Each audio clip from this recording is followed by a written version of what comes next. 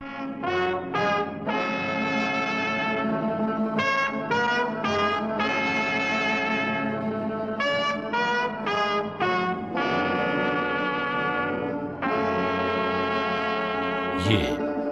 सिर्फ लाल पत्थर से बनी कोई इमारत नहीं है। इसका बनना इतिहास में एक बड़ी घटना थी और इसने अपने निर्माण से लेकर अब तक ऐसी ऐसी घटनाओं को देखा है जिन्होंने इतिहास का रुख बदल दिया।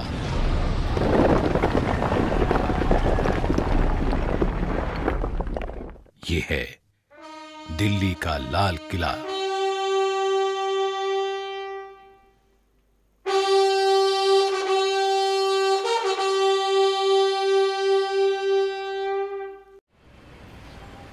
दिल्ली का वो हिस्सा जो पुरानी दिल्ली कहा जाता है, वहीं इतिहास के पन्नों को पलटता संभालता लाल किला आज भीड़ भाड़ वाले इलाके से घिरा है। शांत है लेकिन खामोश नहीं। सन 1627 में जब मुगल बादशाह शाहजहां तख्त पर बैठा तो देश में अमन चैन था। बादशाह को बड़ी बड़ी इमारतें बनवाने का शौक था। उसकी राजधानी आगरा में थी, लेकिन आगरा की गर्मी उसे रास नहीं आई। उसने तय किया कि मुगल साम्राज्य की राजधानी अब दिल्ली हो। काफी सोच विचार के बाद तालकटोरा बाग और रायसीना पहाड़ी का चुनाव नए शहर के लिए किया गया, लेकिन बादशाह के दो नामी कारीगर उस्ताद हमीद और उस्ताद अहमद ने यमुना के किनारे खुले मैदान को किले के निर्माण के लिए बिल्कुल सही बताया। सन 1639 में लाल किले की नींव रखी गई। 9 सालों तक कारीगरों, शिल्पकारों और मजदूरों की कड़ी मेहनत के बाद लाल किला बनकर तैयार हुआ। इसी किले के सामने शहर शाहजहानाबाद बसाया गया, जिसे अब दिल्ली कहा जाता है। आलीशान लाल किले के तैयार होने के समय बादशाह काबुल में थे। खबर मिलते ही बादशाह दिल्ली के लिए रवाना हुए। नजूमियों और ज्योतिषियों के निकाले गए मुहूर्त के समय पर बादशाह यमुना के सामने दरियाई दरवाजे से किले में दाखिल हुए। खाई को पार करने के लिए लकड़ी का पुल था। इस मौके पर लाल किले में एक शानदार समारोह हुआ, जिसकी सजावट कमाल की थी। आगरा के किले से दुगने आकार के लाल किले की दीवारें यमुना की ओर 60 फुट ऊंची हैं और सामने की दीवार 110 फुट ऊंची है। इसमें 75 फुट दीवार खंदक की सतह से ऊपर है और बाकी खंदक की सतह तक है। किले के पीछे यानी पूर्व में यमुना नदी किले के साथ बहती थी और 3 तरफ खंदक थी। इनमें रंग बिरंगी मछलियां थीं।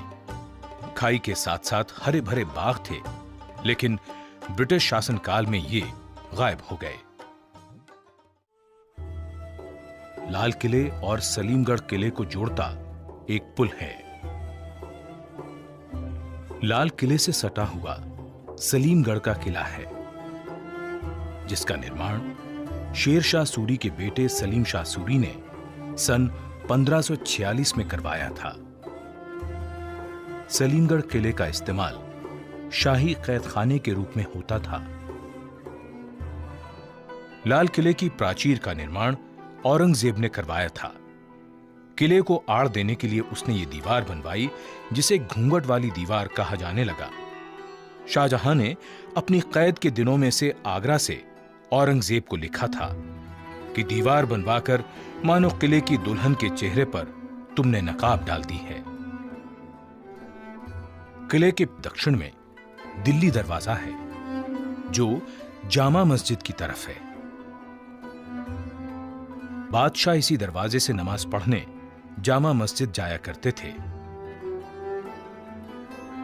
सन 1903 में लॉर्ड कर्जन ने इस दरवाजे के दोनों ओर पत्थर के हाथी खड़े करवा दिए।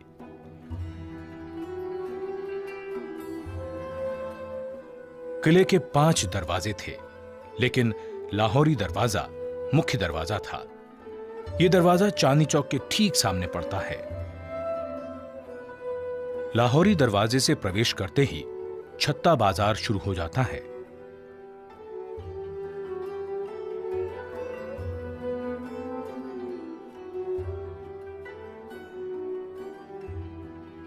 इस छत्ते के दोनों ओर दुकानें हैं और बीचों बीच एक चौक है। किसी जमाने में यहां हर किस्म का सामान बिकता था। आज ये बाजार सैलानियों के लिए बड़ा आकर्षण है।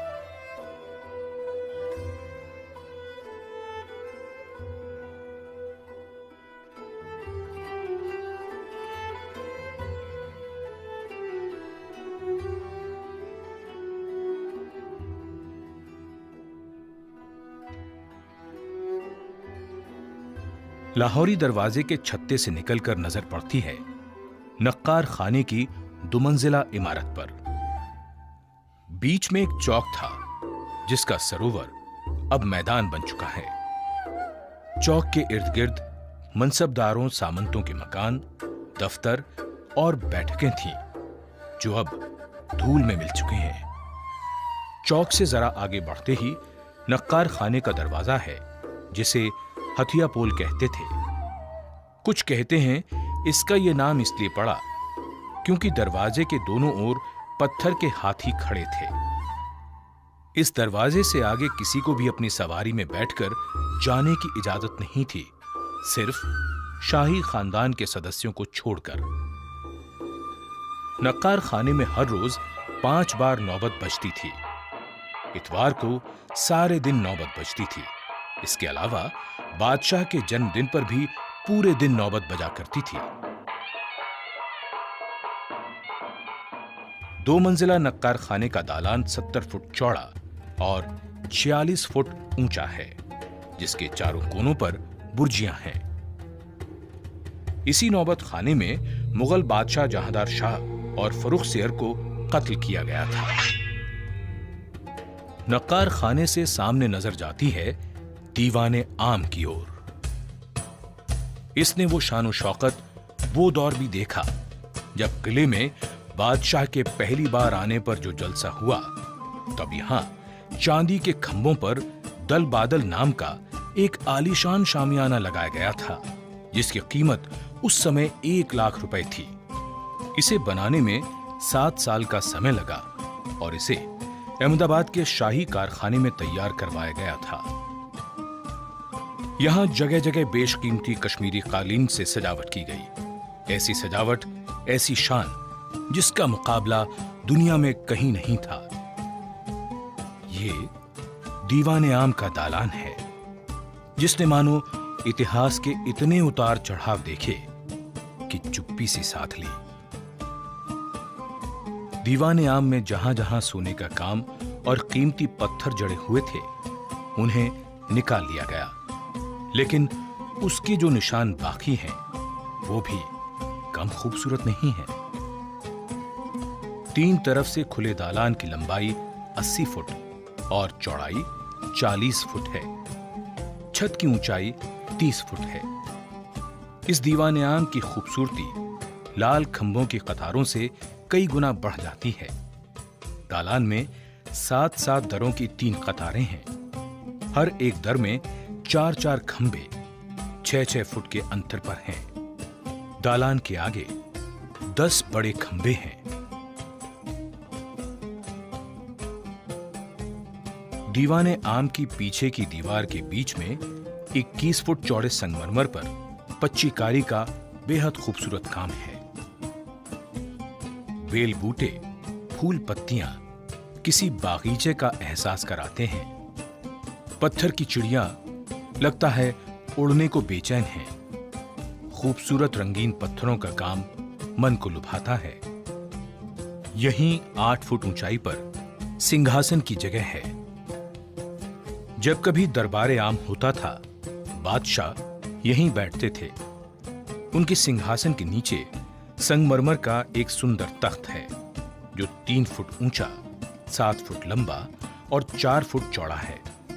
इसी तख्त पर खड़े होकर वजीर बादशाह से निवेदन करते या कोई अर्जी पेश करते थे। इस तख्त का खूबसूरत महंगा काम लोग ले गए। दीवाने आम में बेहद खास मौकों पर तख्ते ताऊस लाया जाता था, जिस पर बादशाह बैठते थे। दीवाने आम के उत्तर में सहन से निकलकर दरवाजा था, जिसे लाल पर्दा कहते थे। वहां से नदी की दीवार की ओर दीवाने खास, हमाम, मोती मस्जिद और बादशाह के निजी मकान थे। यहीं से रंग महल और जनान खाने को रास्ता जाता है। इसी के उत्तर की ओर मशहूर हयात बख्श बाग था, जिसका अब नामो निशान भी नहीं है।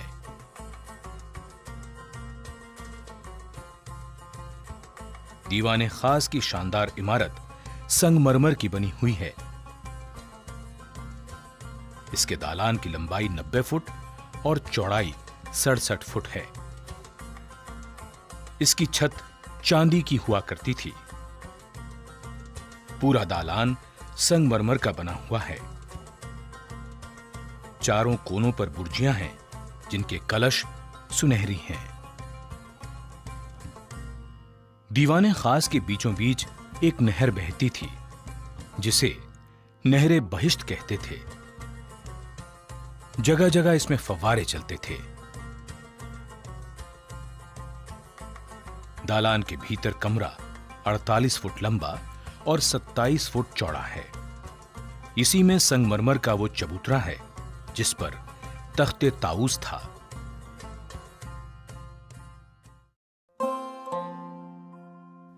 इसी दीवाने खास में लिखा है, अगर फिरदौस पर रुए जमी अस्त, हमी अस्तो हमी अस्तो हमी अस्त। यानी यदि पृथ्वी पर कहीं स्वर्ग है तो वो यही है, यही है, यही है। तख्ते ताऊस हीरे जवाहरात से जड़ा सिंहासन था, जिसमें ठोस सोने के 6 पाए थे। इसमें जवाहरात, मोतियों और नीलम से जड़े 2 मोर थे। तख्ते ताऊस की कीमत का अंदाजा 17वीं सदी में भी करोड़ों रुपयों में लगाया गया था। दीवाने खास वो जगह है जहां मुगल बादशाह मोहम्मद शाह से नादिर शाह मिला। ईरान का राजा वही नादिर शाह जिसने दिल्ली को लूटा, तख्ते ताऊस ले गया और यहीं धोखे से बादशाह से पगड़ी बदलकर कोहिनूर हीरा भी हथिया लिया। यहीं जनवरी 1858 में आखिरी मुगल बादशाह बहादुर शाह जफर पर मुकदमा चलाने का अंग्रेजों ने ढोंग भी किया। शाहजहां के वैभवशाली दिनों से लेकर अंग्रेजी शासन तक कैसे कैसे दिन देखे हैं इस लाल किले ने।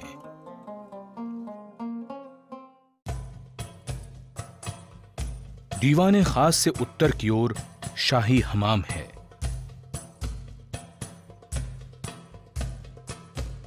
हमाम में 3 बड़े कमरे हैं, जिनमें स्नान के लिए हौज हैं।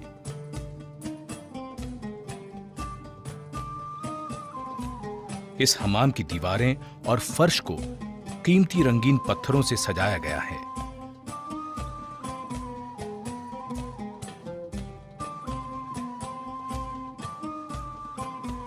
ठंडे और गर्म पानी की यहां व्यवस्था थी।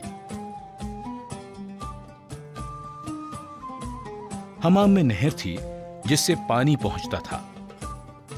कहते हैं पानी को गर्म करने के लिए 125 मन लकड़ियां जलाई जाती थीं। यहां के फव्वारों से गुलाब जल की फुहारें खुशबुओं का छिड़काव करती थीं।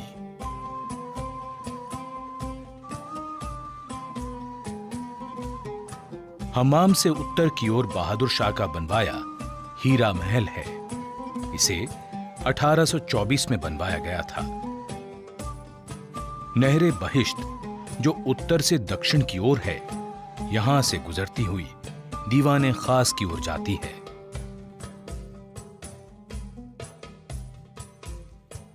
शाहजहां के बनवाए लाल किले में औरंगजेब ने मोती मस्जिद का निर्माण करवाया। जो संगमरमर की बनी एक खूबसूरत इमारत है। ये बादशाह और उनकी बेगमों के लिए बनवाई गई थी। मस्जिद में दाखिल होने के लिए पीतल का दरवाजा है। मस्जिद के तीनों गुंबद संगमरमर के बने हुए हैं। सन 1842 में बहादुर शाह ने जफर महल का निर्माण कराया, जो लाल पत्थर का है। यह मेहताब बाग के हौज के बीचों बीच है। इसमें आने जाने के लिए एक पुल भी था।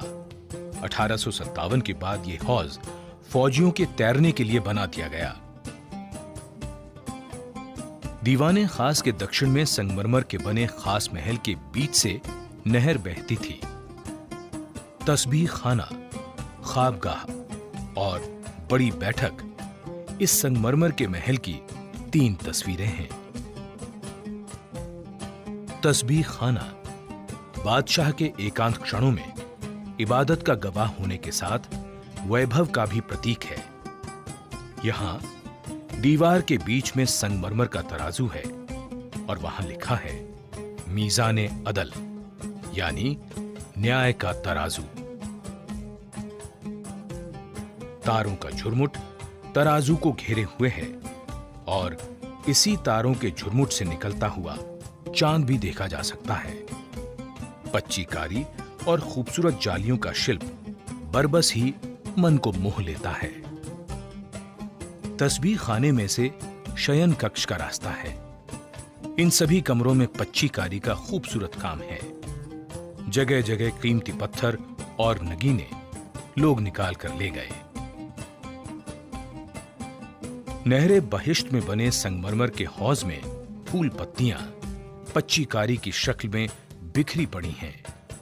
इनके बारीक सुराखों से फव्वारे निकलते थे। नहरे बहिश्त यहां से आगे रंगमहल की ओर चली जाती है।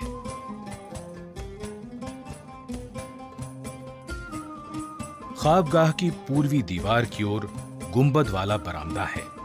यहां 8 कोणों वाला कमरा है जिसके ऊपर गुंबद है।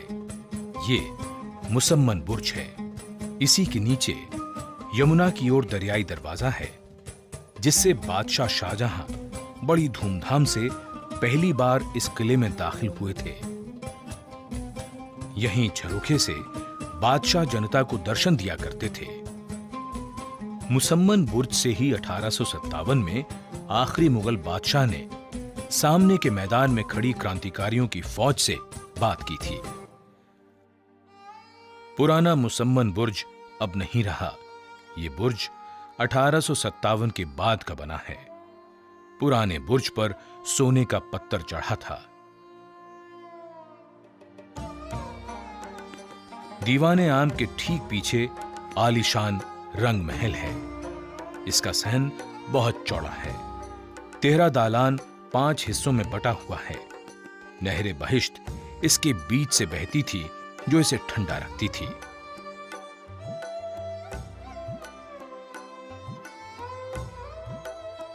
यहां फव्वारे थे। खिले हुए कमल की शक्ल में संगमरमर का एक हौज है।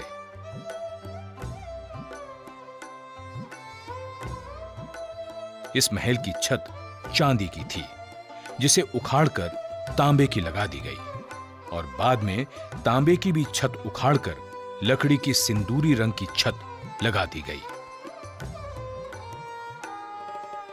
मुगलों के ऐशो आराम का रंग महल 1857 के बाद इसे अंग्रेजों ने रसोई घर बना डाला। जिस रंग महल को ठंडा रखने के लिए कितने जतन किए जाते थे, वहीं अंग्रेजों ने आग जला दी।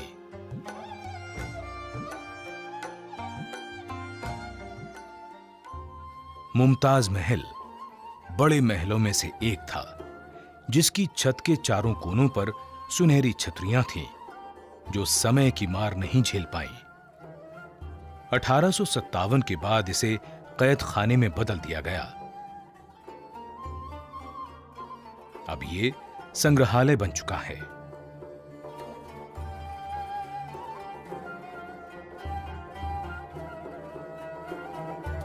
मुमताज महल के आगे दक्षिण में बहुत बड़ा असद बुर्ज है। 1803 के एक हमले में इस बुर्ज को बहुत नुकसान पहुंचा था, लेकिन अकबर सानी ने बाद में इसको ठीक करवा दिया। शाह बुर्ज किले के 3 मुख्य बुर्जों में से एक है। ये उत्तर पूर्व के कोने पर है। पहले ये 3 मंजिला था। गुंबद 1857 की क्रांति में जाता रहा। किले में हर जगह पानी जाने के लिए खिड़कियां इसी बुर्ज में हैं। इसी बुर्ज के पास से नहरे बहिश्त यानी स्वर्ग की नहर निकलती है। नहरे बहिश्त को भरा रखने के लिए किले के बाहर से शाह बुर्ज तक पानी उठाना एक बेहद मुश्किल काम था। यह पानी संगमरमर की चादर से टकराकर हौज में गिरता था और वहां से नहरे बहिश्त में समा जाता था। इधर शाह बुर्ज के कमरों में पानी की कलकल गूंजती रहती थी। हयात बख्श बाग के मैदान में संगमरमर की 2 इमारतें सहेलियों की तरह बतियाती मालूम पड़ती हैं और ऐसा लगता है इनकी बातें जल महल चुपचाप सुनता रहता है। उत्तर की इमारत सावन है तो दक्षिण वाली है भादों। इन दोनों इमारतों की बनावट एक जैसी है और सजावट भी एक जैसी थी। पानी गिरने से इनमें से जो आवाज होती थी वो बारिश जैसी लगती थी।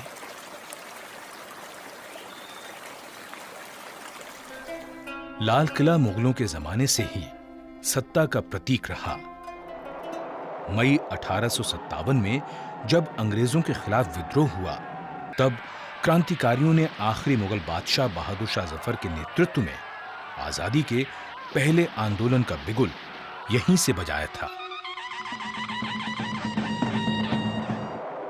1857 में जब लाल किला अंग्रेजों के कब्जे में आया, उसके बाद इसमें बहुत सी तब्दीलियां आईं। किले की कई इमारतों को ढाकर फौजियों के लिए बैरक बनवा दी गई। लाल किला अब बादशाह का आलीशान महल नहीं रहा, वो अब अंग्रेजी फौज की छावनी बन गया था। फिर 1940 के दशक में नेताजी सुभाष चंद्र बोस ने चलो दिल्ली का नारा दिया और लाल किले पर तिरंगा फहराने का आह्वान किया। इसी लाल किले में आजाद हिंद फौज के अफसरों पर अंग्रेजों की ओर से मुकदमा भी चलाया गया। आजाद हिंद फौज के अफसरों को यहीं कैद करके रखा गया था। इस ऐतिहासिक मुकदमे में पंडित नेहरू, भूलाभाई देसाई और कैलाश नाथ काटजू बचाव पक्ष के वकील थे। उस वक्त ये नारा देश भर में गूंजा था, लाल किले से आई आवाज, सहगल ढिल्लों शाहनवाज। लाल किला मुगल साम्राज्य के वैभव, शान शौकत, विलासिता और गौरव का गवाह है, तो उसने मुगलिया सल्तनत के पतन को भी देखा है। बादशाहों की मजबूरियों पर आंसू बहाए हैं, जालिमों के जुल्म और लुटेरों की लूट दर्ज की है। अंग्रेजों के खिलाफ एक बादशाह के नेतृत्व में क्रांतिकारियों को लड़ते देखा है। आजाद हिंद फौज के अधिकारियों और जवानों पर मुकदमे की बहस को सुना है। स्वाधीनता के लिए देश से उठती आवाजें भी इसके कानों तक पहुंची हैं और यही लाल किला आजादी मिलते ही मानो सबकी यादों में बस गया, जब इसकी प्राचीर से पहले प्रधानमंत्री ने तिरंगा फहराया था।